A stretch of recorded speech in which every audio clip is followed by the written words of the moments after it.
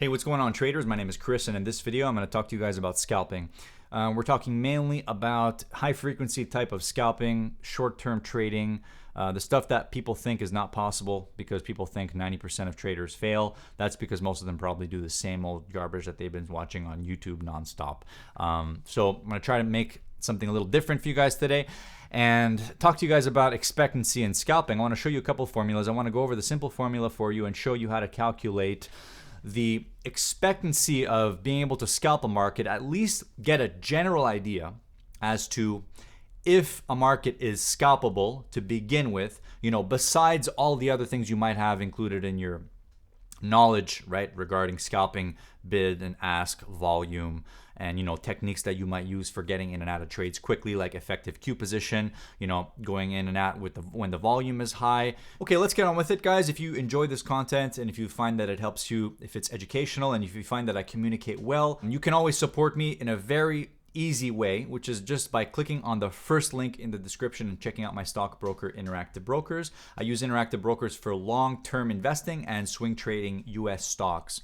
So the point of this is to give yourself sort of a benchmark that you need to meet in your trading.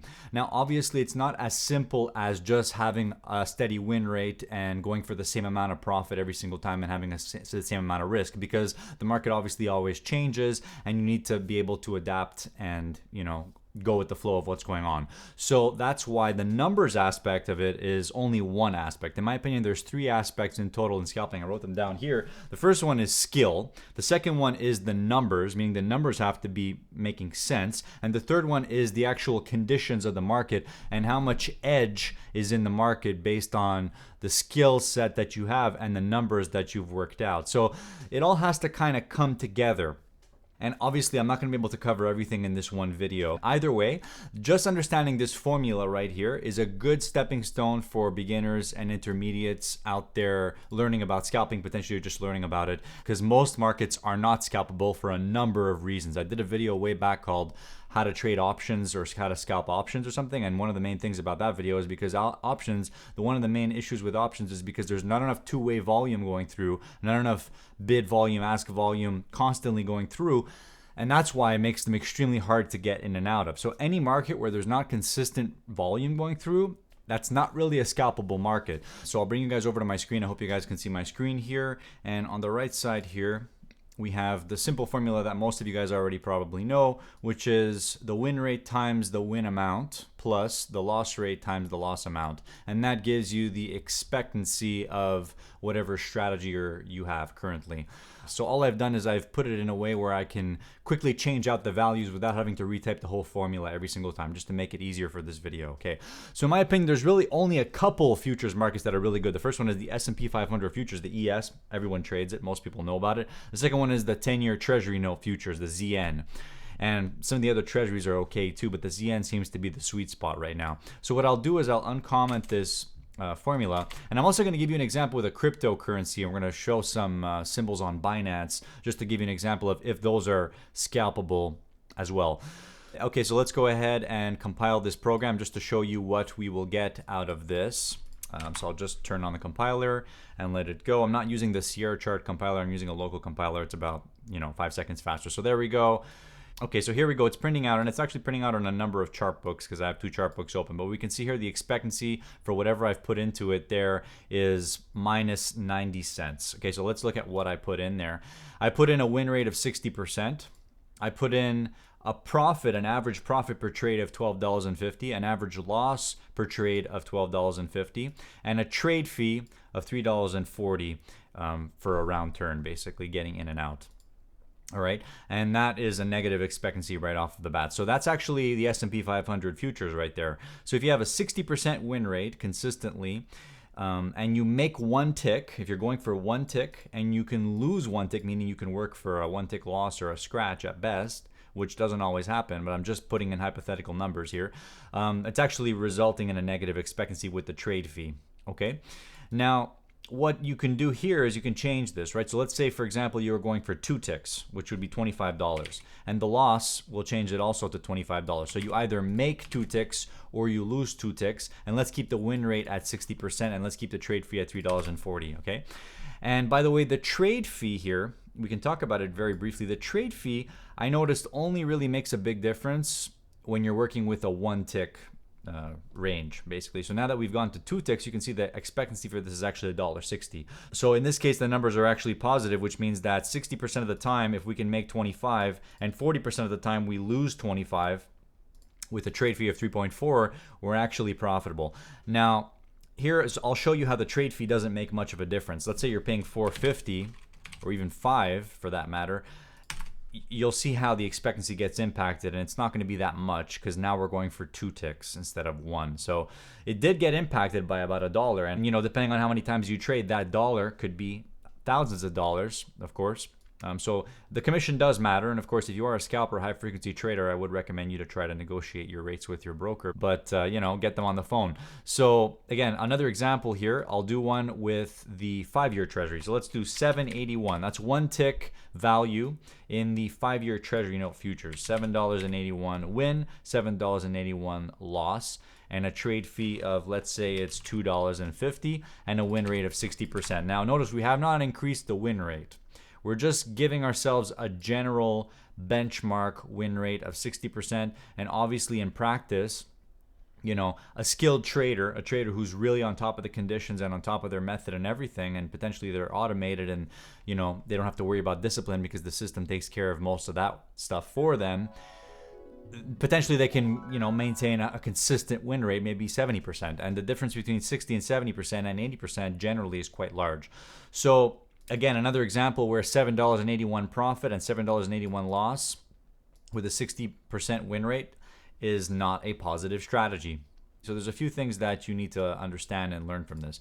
The first thing is that if you are scalping high frequency style, it's important to aim for a high win rate before going live. So if you can, bump this up to 70 or let's say 72%, let's see if we can make this strategy profitable, scalping for 1 tick. Okay, and then of course, 1 tick is not always the right amount of ticks, depending on how much the market is moving, obviously. And there's also no guarantee that we can actually lock in a loss of 1 tick every time either. That's why you just have to understand that this is a hypothetical calculation here, and you have to understand from that perspective to put it into practice of implementing a real strategy. So the expectancy in this case is actually positive by almost $1, which is actually pretty damn good. So what we can do is go ahead and do an example on the Binance exchange now, and I'm going to go ahead and get my phone out. So I'm logged into Binance on my mobile phone here, and I'm going to show you basically what it costs to trade a cryptocurrency, and then we're going to put those numbers into the formula, and then I'm going to show you if it's profitable or not, or if it's even worth trading some of these cryptocurrencies. Okay, so the fee on Binance for futures for a maker is 0.02, and for a taker it's 0.1. So what that means is that for every dollar you trade, either you buy or sell $1 worth of a cryptocurrency, they take 2 cents. And if you take a market order, meaning you hit a bid or take an offer to get in and out of a trade, then they take 10 cents on the dollar. Okay, so let's do an example with Doge. We want to find out how much it costs to trade Doge and if it's worth it to scalp it. So over here on my screen, I'm putting in an order for 10,000 Doge. And the price, or basically how much the trade is going to cost, in this case is 884 USDT. So I don't think they're putting in the fee there, but we are going to add it in. So 884 is the price of our trade. So we'll do 0.02% is equal to that. And we'll times that by 840. And that tells us that the fee to get in is roughly about 16, almost 17 cents. Okay, that's what the 0.02 maker fee for Binance is if we bought 10,000 Doge. Now, considering our position size was 10,000 Doge and we were trading for a size, a tick size, meaning the minimum increment of the market moving, how much we make or lose is 10 cents. So when we enter the trade, our fee is 16 and 8, meaning that as soon as we enter it, we're almost down already 2 ticks. Now to get out, remember we need to pay that fee again, assuming we can get out with a limit order, which most of the time it's not always possible to do that, of course. You guys who trade know what I mean.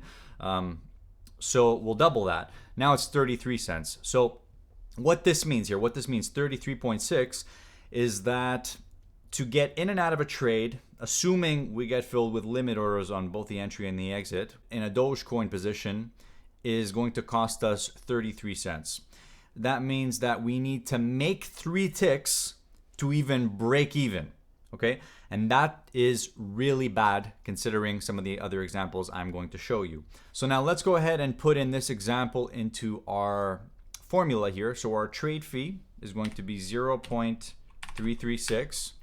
Our profit, let's say we made, 6 ticks, okay? 0.60 cents, okay? Because we're trading for 10 cents a tick. Remember, 10,000 Doge. And when we lose, if you can, 4 ticks, okay? And our win rate, let's say it's 72%, okay? So let me go ahead and compile that and see what we get. Can Dogecoin be profitable? Let's see. And the expectancy is pretty much negative by a cent in this case. Okay, and that's a profit of 6 ticks. That means you need to lock in 6 ticks, which depending on the volatility, that may not be even favorable or even possible, depending on how the market is moving and how it's trading, if there's enough volume going through. You literally need to lock in a profit of 6 ticks and it is not even break even. Okay, so that's how you can determine if a market is worth scalping or not. And that's with a 72% win rate, which is not very forgiving. Okay, so let's go and do another example here with US Treasury futures. Okay, and in case you guys don't know what those markets are, I'll just put them on the screen just so you can see. It's these ones here. I mean, they look like any other market, but they're quite thick and quite slow most of the time, but they move around in the morning sometimes, that's for sure. But like I said, the 2 best markets that I found that actually have numbers that are probably workable are ES and ZN. Those are the 2. ZB is okay as well, but the volume flow is not impressive enough that I think it might not even be possible. Okay, so let's go ahead and put in some numbers for ZN. Okay, so the tick size of ZN is 15.625. Okay, that's the tick size, meaning that if you buy it at 29 and you sell it for a profit at 29.50, you made $15.62 and a half. Okay, that's before your trading fee. Okay. Now, of course, if it goes against you 1 tick, you also lose that amount too. So let's say we lose 1 tick. Let's say we can consistently, work out for a 1 tick loss. Obviously, we're not working a 1 tick stop loss because that would be way too risky and we would sometimes get stopped out for randomness that occurs in the market. And traders understand that. So let's say your trade fee in this case is $3 and our win rate is 72%. Let's see if this can be profitable. So let's go ahead and compile that. A 1 tick profit on this market with a 72% win rate and a $3 fee is actually profitable, considering that if we can consistently, when we lose, not lose more than a tick. Now, of course, that's not realistic. So let's say we lose 2 ticks, which would be 31.25. Okay. Now, let's see how much that impacts our bottom line in this case. If we lose 2 ticks, make 1 tick, win rate 72%. And you can see that it didn't impact it that much, by the way. We were at positive $3 and something, and now we're at negative 50 cents per trade.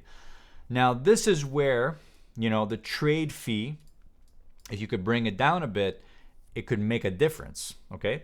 And then, of course, the win rate too. If you could bump this up to 80%, that could make a difference too. And of course, the profit, you're not always going for 1 tick.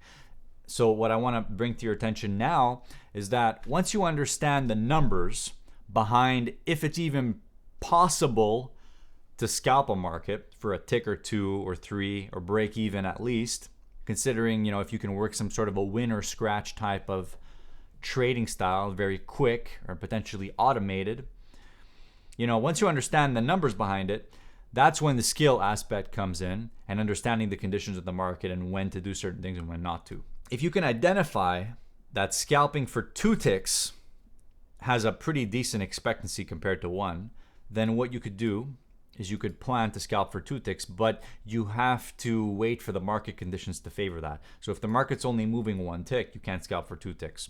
So when we're talking about scalping, what I mean is in and out before the market even saw you, kind of. Because in my opinion, when it comes to scalping, the longer you stay in, the easier it is for you to get whacked and take, a 2-3 tick stop which can give back, 3-4 trades of profits if you're only scalping for one tick at a time. And you just can't afford that. Okay, so it's a very small game. Picture you have this big playing field, right? A big, huge circle. And in a very small crevice, a relatively small area, not a crevice, it's an area. That's the point, that's the area where you need to stay, where you're profitable. And anything outside of that is not profitable. And that's sort of how I think about trading.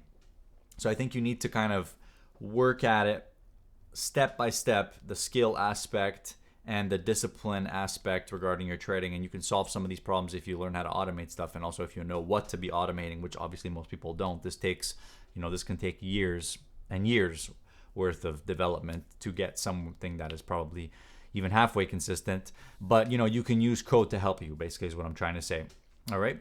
So now that you understand the basic numbers behind it, guys, it's up to you to apply your skill sets, the things you know about the markets, to be profitable. Okay, just as a quick bonus, let's go ahead and replay a session where we did some scalping, and just so you can see sort of, what I'm talking about when I'm talking about scalping, guys. All right, so let's go ahead and press play on this chart, and there we go. So I'm replaying a session, an early morning session here on 10-year treasuries, and I'm going to close that. Okay, and you can see the market is quite volatile in this example. And what we're going to see is the trades going through. Unfortunately, you're not going to see the orders being placed, which is a big part of it, actually. But just to give you an example of how quick some of these trades are, let's just watch until the first trade occurs here. So I'm going to try to narrate it as best as I can. So this market moved up here on 8:30 news. And normally I'd be watching it next to its correlations, but I'm just playing the one market. So there's our first trade. There was an entry there at 25, and we immediately sold 25.5s. So there's an example of a quick one-tick scalp for you. Could I explain the entry? Not really, other than the fact that there was a decent opportunity to get in and out, judging the effective Q position at the time for the entry and for the exit. That's one aspect at least. Okay, but again, this is just an example of how you can see it on the DOM. Okay, there's another long. Okay, we're long at 27, and we did end up getting the fill at 27.5 again for another one-tick scalp there. Again, because the Q position was favorable at 27.50, and there was volume that went through there, so that was good.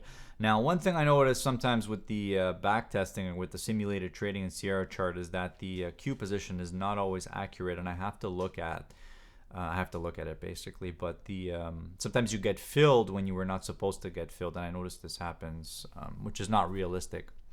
The thing about this type of strategy is that we're playing a super long game. That's why you can't be staring at the P&L for every trade, because you're going to have drawdowns. You have to understand your strategy on paper, and you have to look at it over a very large amount of occurrences. And the good thing about it is that since you're trading in a more high frequency style, you can gather data quite fast. And if you're more automated, of course, you can gather the data without having to strain yourself and without having to, focus, do that extreme focus. Obviously, I'm kind of speaking in a bit of a fairy tale land, because I wouldn't say that I know how to automate every aspect of this style. I can automate some aspects of it, which I'm working on, but automating it completely could be quite a hard task. But maybe we'll do it one day. It's all about working at it slowly. When I'm taking these trades, what I'm looking at is this. I'm looking at, I would look at a time and sales if it was there. I would put up the time and sales like this. And I would say the best time to get in and out is when there's a lot of volume going through. A lot of like small trades, hitting the bid and hitting the ask, because that means you can probably get out, easily. In and out easily. Whereas if there's not a lot of volume, the tape is kind of jumpy and it starts and stops, you're going to have a hard time getting in and out fast. You can easily get trapped in a trade, which is no good. So that's sort of what scalping is all about. And I'm not looking at the chart at all, which is hard for a lot of people to do. Now, another thing I like about scalping is that it forces you to be in the now when you're trading. So what I would do is I would look at it like this, you see. where you just see like 1 or 2 bars that recently happened and the rest you don't see. And you're really in the now. You're focusing on the time and sales, and you're looking at the current trades. You're looking at the effective Q position of where you're able to get in and where you're able to get out. Now, don't mistake estimated position in the Q for effective Q position, as that is 2 different things. Effective Q position is, let's say I pause this replay. Effective Q position is if I place a limit buy at 24.50 here. You see there's 1,500 there and 1,000 here. Our effective Q position is 2,500. Okay, we're 2,500 orders in the Q because I'm taking into account the bids here and here. That's called effective Q position.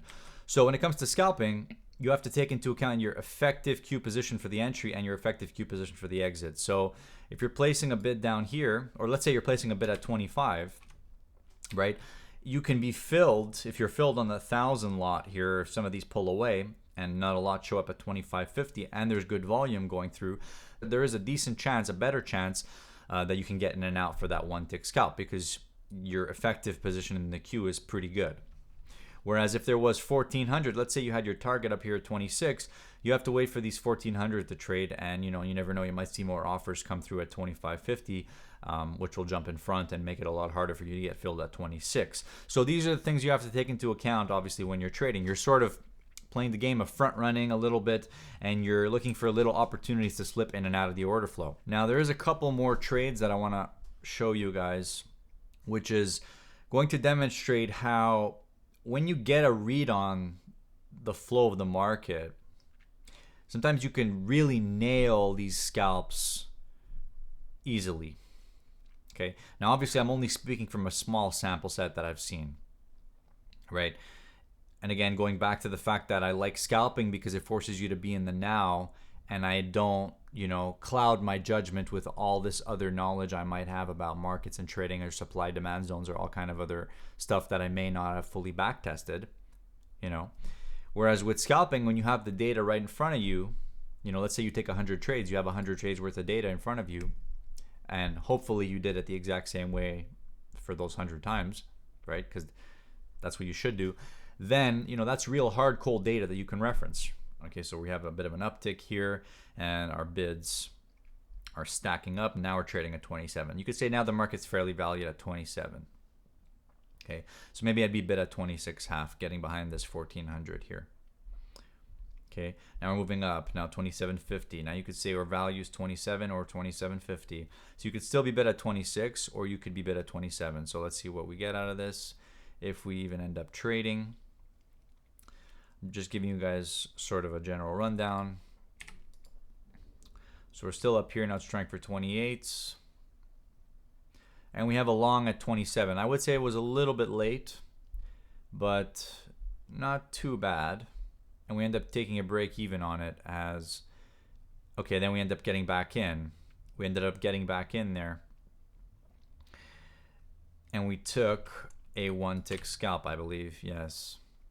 So I think I may have realized that I got out a little bit too soon. Okay, and then we have another 1 tick scalp that occurred right there very quickly. So you can see that once I see that the market was going up like that, and once I see that value shifting up, I'm just jumping on the bid and trying to scalp a tick every time. And you can see that it worked out for about 3 times in a row there. And we'll continue watching. So we see quite a lot of volume going through there, 28.50, and I do take a short at 29, assuming that I can get something out of 28.50, and I do get it, right? So that was a good example right there where the market was going up for quite a while, and as soon as we saw a seller come in and hit that, value was 29, then it was shifting to 28.50. I tried to scalp it quickly because there was a good effective Q position between 29 and 28.50 right there. So I did take a tick scalp right there on the short side. And I think that was a better example. So we'll continue playing it and see if there were any others. I think there were. And of course, you have to be very focused during all of this. And I am playing it on 3 times speed, so it's quite a lot sped up. Clear the current trades. Okay, there we go. We have a long right there as I was believing value was higher, 29.50. Doing some tick drills, and we get filled at 29.50. Now 30 traded 1 contract. 30 goes bid, keeps trading. And I think that may have been it, guys, honestly. I want to build something that can scalp, that can do those scalps. All right, so I'll let you know what I come up with, guys. All right, thank you for watching. If you enjoyed this video, click here to watch similar content, and click here to watch a playlist full of these types of videos and other videos that you might enjoy. Thank you for watching. Take care.